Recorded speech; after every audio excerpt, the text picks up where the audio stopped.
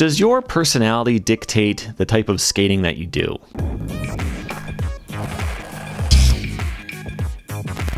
Welcome back to Rad Rat Video, a channel all about skateboarding in every form of media that I can find it in. I like to answer your questions here on this series, Ask Rad Rat. I've got a question from Sean here, who says, we know there are 4 stances in skateboarding. So there are 4 positions to pop tricks from and 4 stances to ride in. So why is it you never hear nollie in relation to where a trick is popped from? You never hear anyone say riding nollie. You only ever hear it as a pop. You never hear someone saying riding nollie. For example, you're skating switch and you approach a half pipe, come back down the half pipe without turning. Surely you're now riding nollie. Obviously, nollie is the name of a trick, so riding nollie sounds a bit odd, but what would be the correct terminology in that scenario? Am I being really dense and missing something super obvious? Really quick, fakie used to be a trick. In my Lance Mountain video, he talks about how he brought a quarter pipe to school for like a show your talent day or something like that, and like was showing them how he could do fakies, and like I don't even know what that meant. I don't know if that means approaching fakie or if that means just riding up and coming back down fakie. I don't even know, but at one point you could say I did a fakie and people would understand. So the fact that a nollie is a trick doesn't mean that it can't be a stance, but it is weird. My friends used to do, like, when we would skate on transition like that, if you like a switch rock, you would say rock to fakie normally. So we would say switch rock to nollie. And it's weird that it's tough to, like, how would you correctly say that? If you say switch rock, you just assume you come back down as if it was to fakie. And you would, you know, because I didn't mention a spin, so you just assume I came back in normal. You don't assume that I spun and kept being in switch, but I switched stances. You know, like it's weird. Or like, you know, if you grind again, like in a ramp, like a switch 5-0, and you come back in to normal, it could be like to nollie, right? But it just doesn't sound right. And I think the reason why is that nollie is it's not a direction. Like if you ride fakie, that means backwards. You don't say to switch, which is a stance. Some of these things, they just are the way they are, and there's no real way to define them all. But going fakie means going backwards. So if you are doing a trick and you landed backwards, you say it to fakie. It doesn't matter that if your foot's on the tail. You could land a kickflip to fakie and land kind of on the nose. You don't say you landed to switch because of the stance you landed in. You say to fakie because you're going backwards. So it's like, so saying doing something to nollie is like saying doing something to switch. Those are stances you do tricks from. Fakie is the direction that you're going. It is also a stance, but that's not the point.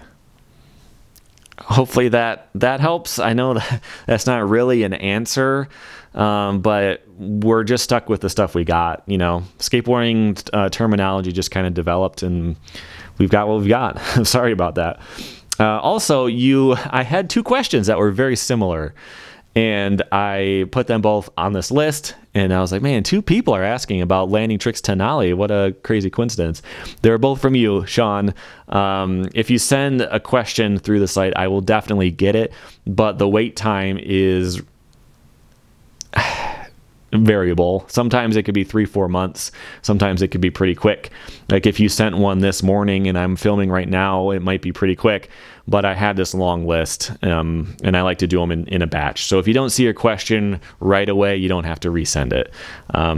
That's just for everyone, but specifically came up with Sean. Okay. Next question is from Fernando, who says, lately I've been seeing a lot of people doing anti-big spins with an extra spin. So the board goes 360, body goes 540. What would you call this? Well, on vert, I would call it a body varial 5, which is not the most common thing, but it is pretty cool. It's totally different though, because it's like you start the spin and the board doesn't, and then you just catch it and like and bring it back around. So the board ends up doing the 360. It's a cool looking trick. If I can find a clip, I'll show you one. Might not be able to, but that's a cool trick on vert. On street, I guess an anti-gazelle would be the right term. Or an anti 540 big spin would be the board doing a 180 and you doing a 540. So I guess an anti-gazelle is the term for that. You might just want to describe it, because you mentioned seeing it a lot, but that's not like a common enough trick that people are gonna, like, if you named it, people wouldn't get it. You know, you just kind of got to describe it, I think. All right, I got a weird question from Zone D, who says, don't know if you like talking about yourself, but in what order would you apply the following labels for yourself in gamer, skater, techie, and artist? I am an artist first, because that's what all of my work is and all of my projects. Like, even making this is a form of art. The way that I put it together and the graphics and stuff, it's art, even though it's me just talking about skateboarding. Everything I do is a little bit of art, but sometimes I'm just creating art for work. Skater would be second, which is tough for me because I have been pretty badly hurt since July, and my knee just kind of like doesn't work sometimes. And I'm not sure if or when I'm going to be able to skate again. So I'm working on trying to figure out how to get to a specialist. And like, I've gone to some doctors and they don't know what's going on. The one like tested my knee and like moved it around and like tried to slide the joint around. It's like, no, it's fine. Like, it's really not fine though. Like, sometimes it hurts really bad. One time I was just sitting there in my chair at work, and I did this move, pulled up my leg to cross my leg, and just moving this knee sideways, like something weird happened in there, and like it was limping the rest of the day.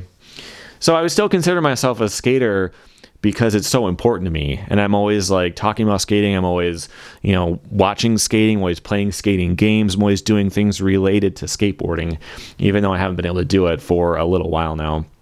I would say collector third, which was not on your list. I like to collect a lot of things, comics, cards of various kinds, like different card games. Yeah, all kinds of stuff. I love to collect. And a gamer fourth, because I like to play for the channel, but I have such a hard time just spending time playing a game. Like, part of my brain wants me to be productive all the time, which is... it sucks because it's not helpful. It's not helpful to me. It's not helpful to anybody. But like, if I'm playing a game for the channel, it's for a purpose. I'm creating something. Therefore, it's fine. But it's hard for me to just sit down and play a game for a while. You know, I do sometimes. But yeah, that one would be last. I did not pick techie, even though I do a lot of technology stuff. I do it in pursuit of something else, you know, like I've built a nice computer so I could work and create stuff on it. Creating the computer part was not necessarily the enjoyment for me, you know, so I didn't put that one on the list. All right, the last question is from a brother named Slickback, who says, first, I want to say I like your channel and I respect your opinion even if I don't agree. You have a good, chilled, and down-to-earth personality, and I respect that. Thank you. So my question is, can being introverted affect your style and attitude? Like, if you hang out with friends, but you want some alone time just to focus on your tricks and to not be a total jerk. So in my particular case, when I would go to the skate park, I would do it at like 7 a.m. on the weekend. When no one is there, like literally nobody. If there's one guy over there, it ruins it. Like for me, just like being able to focus on my tricks and not being performative, you know, like if I'm trying to learn some new grind, let's say, and I'm trying to do it like super slow just to get the feel of how I have to turn. Let's picture like a back tail, for example, like kind of coming up slow, or coming like almost straight at it and spinning all the way, then doing a little bit less. And let's say I'm just slowly working on it and figuring out, if there's people around and like someone's trying to grind this whole box, and then like I've got to wait, and then for my turn, I'm going to like come at the sharp angle real slow. Like that's super hard for me to just like be aware that people are like, I'm in their way. you know, because I'm doing something dumb. And so if I am skating at a skate park where there's a lot of people actively skating, I'm just doing like a handful of basic things so that I don't get in the way. Like it's just how it is for me. So I'll either go to the skate park really early, or there's a skate park where they took out all the ramps and it's just like a nice flat patch. And I'll go there sometimes. And there's a curb too. I'll show you a clip of what this place is like.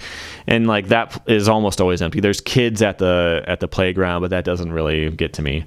But I could skate there, and it's not that big of a deal. So for me, that affects my skating quite a bit because I'm not that good at skate park stuff. Because when am I going to learn it? I got to learn it at 7 a.m., which is really hard because you got to get hyped up to do stuff, you know? But I also have to be alone. So being, you know, like doing tricks over hips or like clearing the fun box or, you know, like that type of stuff. I don't really have an opportunity to like learn how to do that type of thing. So like, that definitely affects my style and the types of tricks that I pick.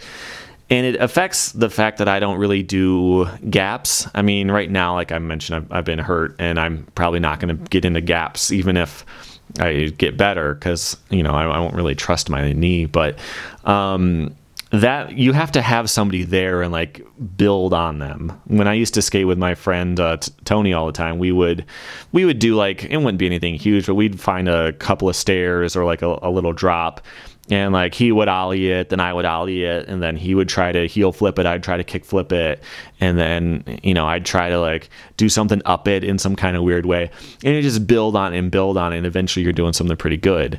But when you just want to skate alone, you don't get the opportunity to build up to stuff. So like doing super technical stuff and freestyle and flat ground, that's all fine. You can do that without having to build up to it, and you can do it alone. So yeah, I think it has definitely affected the way I skate, although there's a lot of things that have affected the way I skate, which is the fact that I grew up on a farm on a dirt road and I just had a paved patch, and that was it. So like I could only skate the stuff I could build. So yeah, there's a lot of and although, you know what, I wonder if that would have changed. I think a bigger question is, would that have changed my personality? Like, let's say I grew up in a town with a big skate park, and it was like right next to my school, and every day after school I could go skate with all the boys, and we'd go, like, would that have changed my personality? Because I would have been able to, like, I don't know, that I don't have an answer to that part, but I do definitely think that a person with a certain personality type is more likely to get into certain forms of skateboarding, I guess. That's a safe way to put it. But that's it for now. If you have your own question, go to radratvideo.com and submit it on the homepage. If you like the channel, you can support it by subscribing. You can join on YouTube. You can sponsor on Patreon, and you can tell your friends. But that's it. Thank you for hanging out.